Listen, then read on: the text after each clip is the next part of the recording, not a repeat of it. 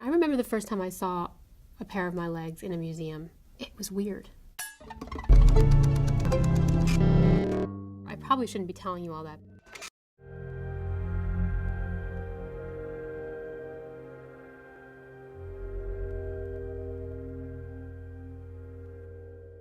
As a teenager, I'm sitting there with basically the same version of what I'd always had, of what most amputees have had since the 30s, basic kind of wooden legs that are, made really for orthopedic shoes. Now, not as a teenager, not ever will I be wearing an orthopedic shoe.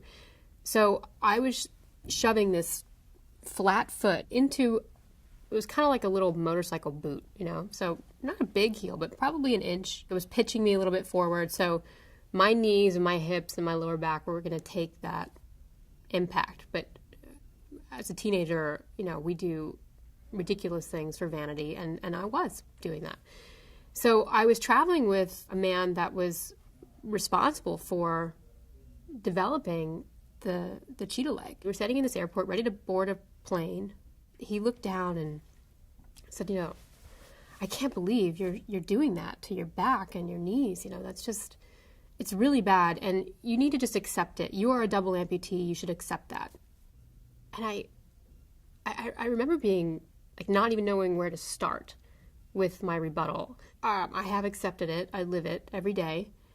But also, why should I be immune to experiencing the same thing that every other teenager is experiencing? And furthermore, why is it that I can go to Madame Tussauds Wax Museum and see a leg that absolutely in every way replicates a human leg, but I can't have one to wear with a high heel, with any kind of an elevated heel? And I thought, wait a second, why have I never met somebody who went to art school working in a prosthetic lab? It's this area where that's usually the role of aesthetic is abandoned. And when I say aesthetic, I'm not talking about the need to have something that looks human. It just has to be beautiful to the wearer. And it has to be something that evokes a sense of ownership and pride and confidence. So there is something about that very intimate relationship between us and our assistive medical devices that needs to be honored. Whether it's your eyeglasses or your contacts, why shouldn't they be custom? Why shouldn't they allow you to feel proud of it? Developments in the world of prosthetics are happening in leaps and bounds.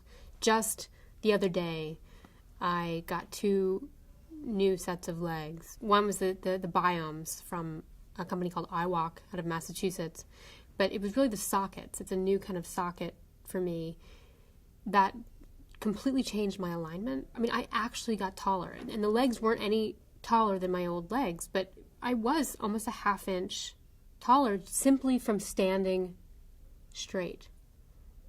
For the first time in my life, my alignment is allowing me to stand perfectly straight and perfectly still, so that I'm not constantly fighting, and moving my muscles around to hold a stable position, which is something I've just gotten used to my whole life, in the sense of I've adapted to what didn't work and made it work.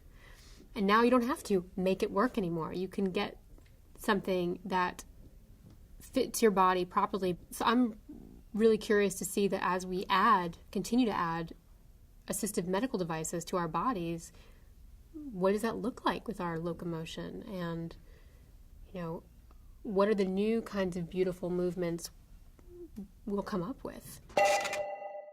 I'm begging all of you to go out and subscribe to Thinker.